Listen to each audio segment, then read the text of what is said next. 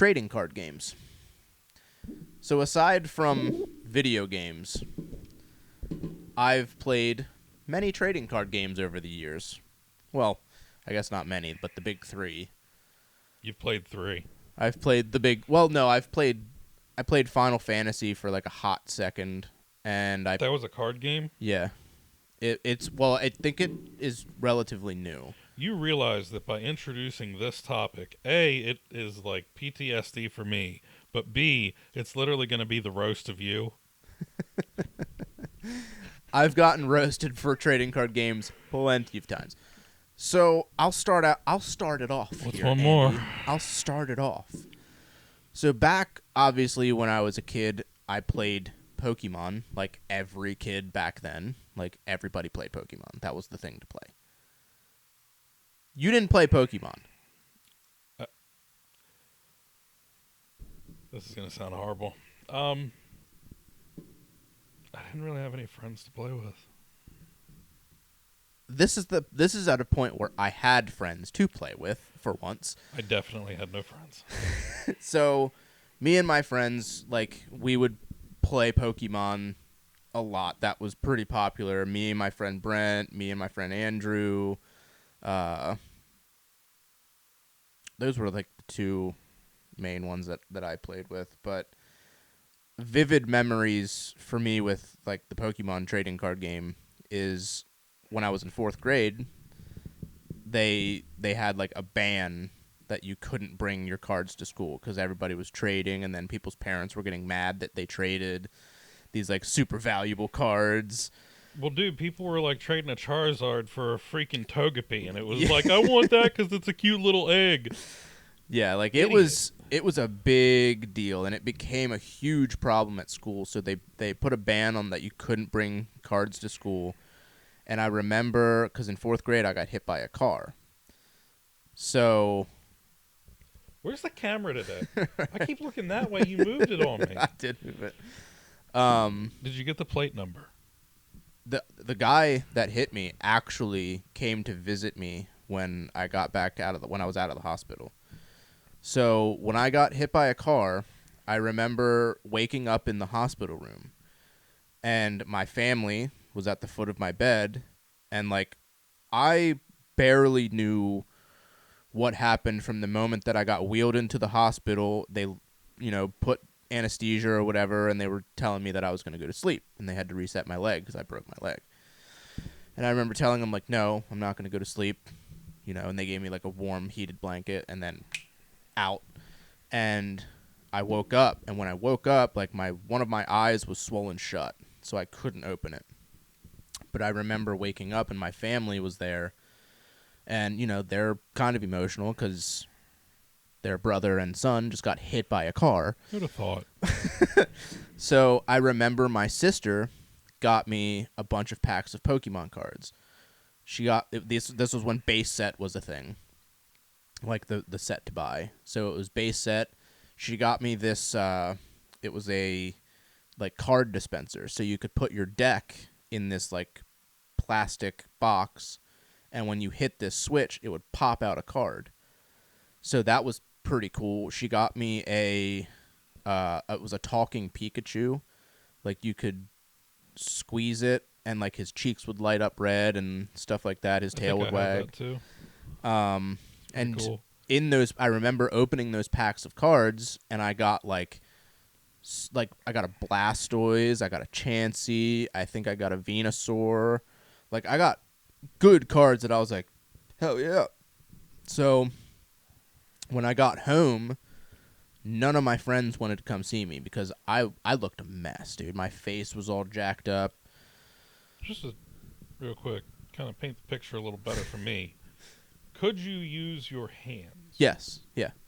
How in the fuck did you break your leg, fuck up your face, and the middle part of your body is spared? So the leg break happened because it was this leg, and I was walking this way. Car was coming this way. Oh God! So it hit me at this point. Yep. So that's when leg break happened. Oh, I feel sick. I remember vividly flying through the air, hitting the blacktop, and sliding across the blacktop. So when I slid on the blacktop, that scar that I have right there, That's how you got that. that's from sliding on the blacktop. I always thought Alicia pulled a knife on you. Yeah, that it ground so much tissue, like there was no like tissue there. I'm sorry. So I remember crawling to the side of the street. I remember rolling over. I remember feeling my leg like it was numb. Stop. Do not use the word flop. And the guy that was like our neighbor ran over and he was looking at me. And I remember seeing my reflection in his glasses. And I could see like blood on my face and like stuff like that. Like, and I was really tired. And he was like, you know, the ambulance is on his way and blah, blah. So I remember that vividly. So like when I got home, like I was still pretty jacked up, but like this was all jacked up. I have a scar like here that's you can barely see that was from sliding across the ground, like the ground. My one eye was pretty jacked up. What year was this?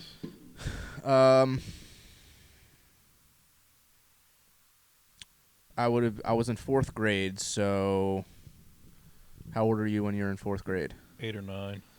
So if I was 8, It would have been the year 2000. No. Or right before. It would have been 98. 98? Okay. 98 or 99. Did the car stop? Yeah, they actually had to take the guy. This is turning in from trading card game to my hit by a car story. No, I just want to articulate something real quick. No, the guy that hit me, he was an old guy. Right. And they had to, when the ambulance and stuff came, they had to actually put him in an ambulance to give him oxygen because he was that shaken up. But he made sure you were okay. I think I don't as best he could. I don't mean, know. like he was still there. I think after the initial like hit me, I flew across. Like the guy that was across the street came rushing over to check on me, and I was kind of in and out during that part. But he like the guy that hit me, I'm pretty sure he was like an elderly man. The point I'm trying to make is that it wasn't a hit and run. No, he was stuck there, and he was basically like having a full-blown panic attack. And to that point, don't fucking hit and run, people. Like, yeah, be like this man. Don't like. He was having full-blown panic attack. They had to take him into the ambulance to give him oxygen. He did. I don't remember seeing him, but I remember he like either sent something to the house or like stopped by the house.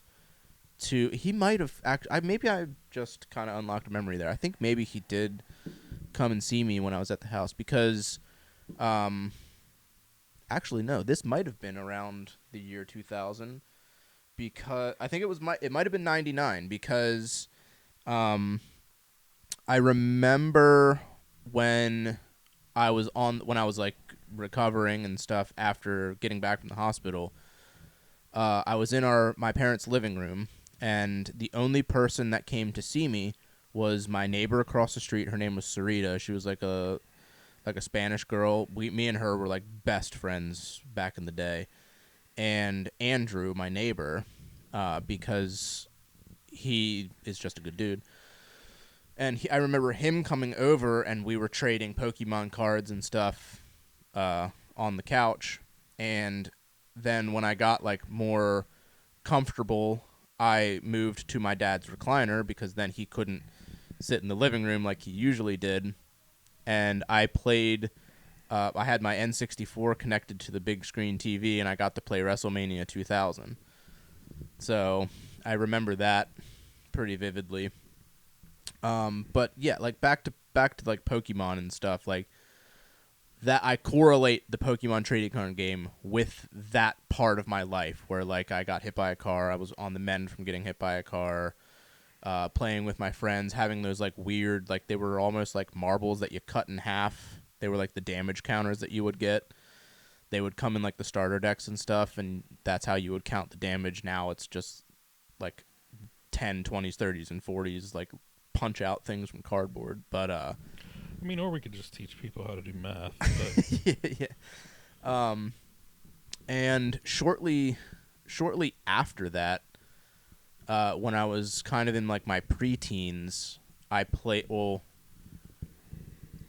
I think before then, I started to play Yu-Gi-Oh, because that was a popular show when it came out, and I actually went back and rewatched the cartoon Show. the show. Show. When I watched the show, Should not have been a trading card game. dude. Okay, so Show. I watched the show. Same thing with Pokemon. Wait, wasn't that a game The Pokemon first? trading card game is fun. I thought the game. Was it a game or a show first? What came first, the chicken or the egg? I think it was probably a show first, and then I think it was a show for like a very short period of time beforehand, but it could be opposite. It could have been games, like the video games first, then the cartoon. I think it might have all just been just all at once. But the trading Spitfire answer. Who's your favorite Pokemon character? like character That's or not like an answer. favorite Pokemon? Character. Like person from the show? Oh, you like Brock, don't you? No. I think I'm I always Professor like Oak? Professor Oak is pretty cool. I like Misty. You just like to watch all the OnlyFans girls cosplay as Misty. I haven't been able to find any of those. They're everywhere. Google it. Google Misty cosplay and have I yourself don't a know day. that I want that in my search history. My favorite character, I always liked Lieutenant Surge or Blaine, the gym leaders. But yeah, like I played Yu-Gi-Oh for a very short period of time because I watched the show, and I just rewatched the show, and the show He's gonna play Yu-Gi-Oh again. Watch out. The show is very corny, but it does tap into a nostalgia where I'm like, oh my god, I remember this. Do you have any Yu-Gi-Oh cards currently? There's some back there. How many? It's not many. Do you have a fireplace? Hey now. So me and my friends used to play Yu-Gi-Oh, like amongst ourselves, but honestly, I don't think we played it correctly. We just kind of just tried to imitate the show. I don't know a thing about how to build a Yu-Gi-Oh deck or how to play Yu-Gi-Oh. I have zero clue to this day on how to actually play Yu-Gi-Oh. Same situation with most adults in poker. Except you can make money at that. So I think if I'm remembering, Yu-Gi-Oh came like kind of like alongside when I played Pokemon. So like it was kind of like we kind of did it kind of at the same time. Then in my early like teen years when I was like trying to be hip and cool, I picked up Magic. And I played Magic with my one of the people that I don't want to say babysitter because I wasn't like a child, but I was like an adolescent, I think is the correct term, where like I couldn't be trusted to be on my own, but I was right there. I mean, the jury's still out on that, so... So I remember playing Magic, funny enough, when he would come over and we would hang out, we'd play Magic, and his friend, which is actually Niles' brother, we would play over my mom's speakerphone. So it would be me and him at the table, we'd be playing, and then we'd have him on the speakerphone playing.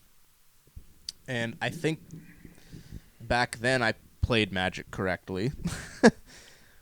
Probably not too, like back then it was not what it is now, where it's literally the most complex game in existence. Dude, In terms of like knowledge and planning and strategy, like it is the most complex game. Dungeons and Dragons. That's not even the same realm. That's not even a game. Well, it's a game, but it's not. It's like it's more of an experience. Not just a card game. Okay, so we're now we're articulating games as experiences. No, this is I next will level elaborate here. on that. I will elaborate on that. So I played Magic heavily in my like mid 20s, I want to say, or maybe late 20s. Okay. Heavily, like competitively, we would go to like the convention centers for tournaments. We traveled to Charlotte, North Carolina, like heavily, and like I still play Magic, like not competitively anymore, but like I still have that competitive mindset when I play. Like I can't just sit down and be like, I'm gonna brew a deck out of these cards. Like I can't ever do that. So I have to play like meta deck. I'm just going to articulate my entire thoughts about this thing very quickly, and then you can continue.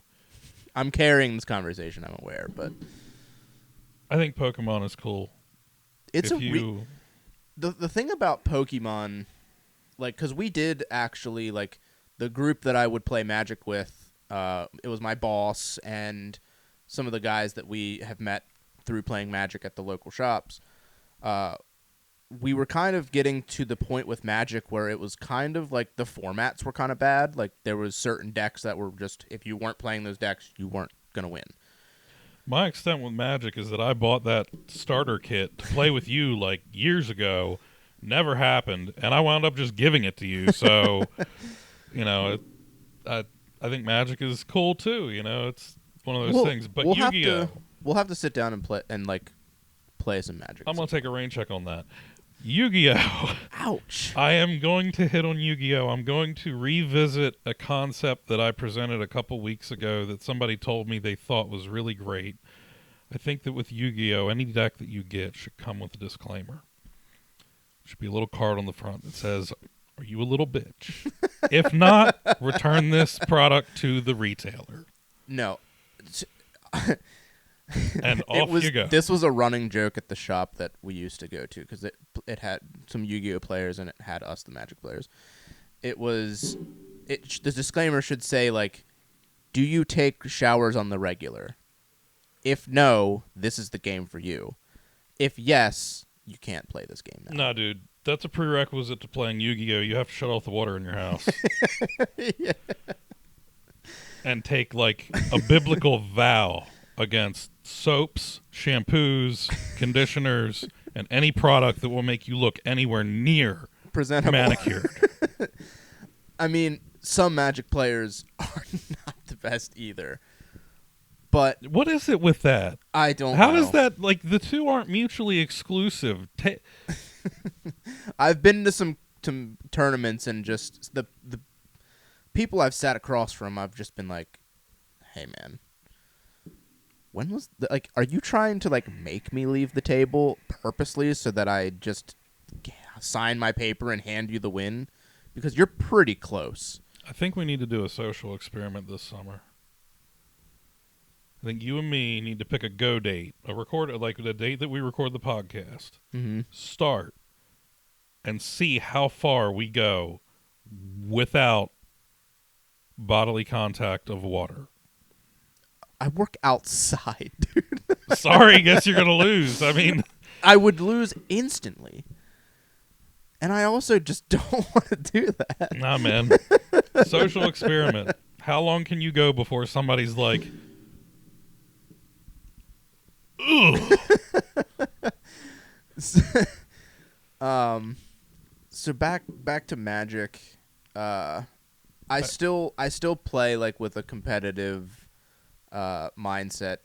It's just ingrained with me because I've been doing it for so long. But at this point now, I have kind of like a love-hate relationship with Magic. Like, once you get past like the try-hard stage, you get to the stage where like you absolutely love playing Magic, and then you despise playing Magic after you've played it for a bit, and then you're like, I'm going to take a break. I'm really and then confused. You come back to playing Magic. I'm really lost. Are you using Magic as a metaphor for your relationship with your wife? The love-hate, the like, oh, I love playing Magic. Oh, I hate Magic. No. No, I know you and Alicia are good.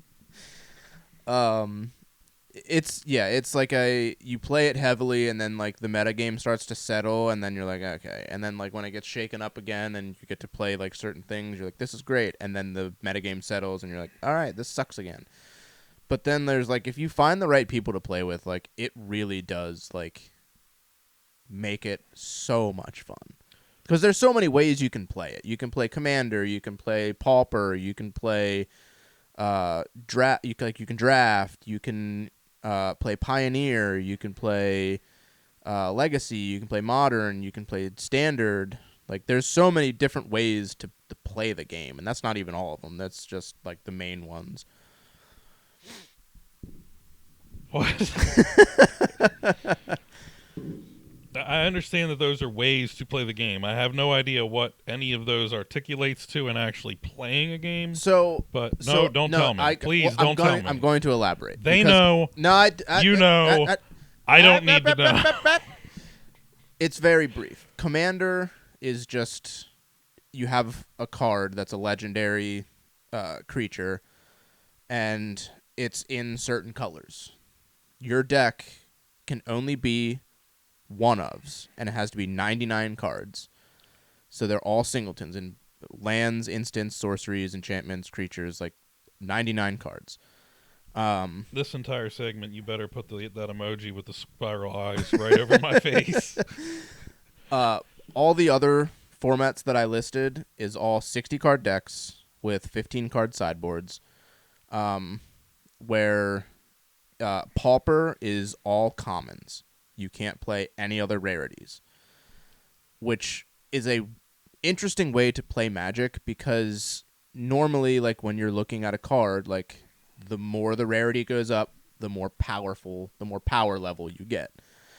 But when you play Pauper, like certain combinations of cards allow you to do like kind of like mirrored things that you get to do in these other more power level formats that allow like rares and mythics.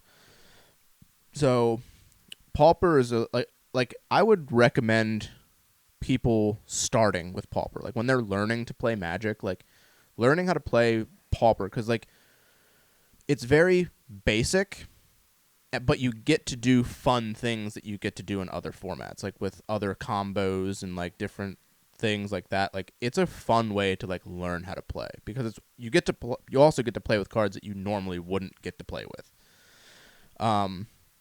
Legacy is like the power level on that format is ridiculous. The cost also is astronomical. It used to be really fun to play. Like that was like the format that we were all like, yeah, let's play Legacy because we're cool. But it turned into just, if you're not playing this deck, you're probably going to lose. Or if you don't win on turn one, then you lose. It's atrocious at this point. It's not fun. Modern it ranges from, I think, 5th edition all the way to current. So from 5th edition, the set, all the way to current cards. That's your card pool that you can build your decks from. The metagame pretty much it's been the same for a while. That's a format where, like, if you're serious about playing Magic, Modern's probably where you want to be. I think, in my opinion, it's the most competitive format. It's the most fun format to play, like, in terms of the things that you get to do, the combos that you get to do. Like, it's just fun.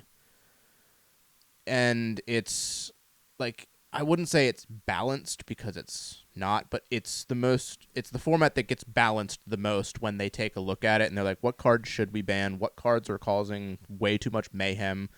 Because usually they'll print cards in the new set, and when that new set comes out, one of those cards just breaks the format. It's just this card combos with this card from way back when, and for some reason, when you just play them together, they just do stupid things that they didn't anticipate, so then they have to go and ban it.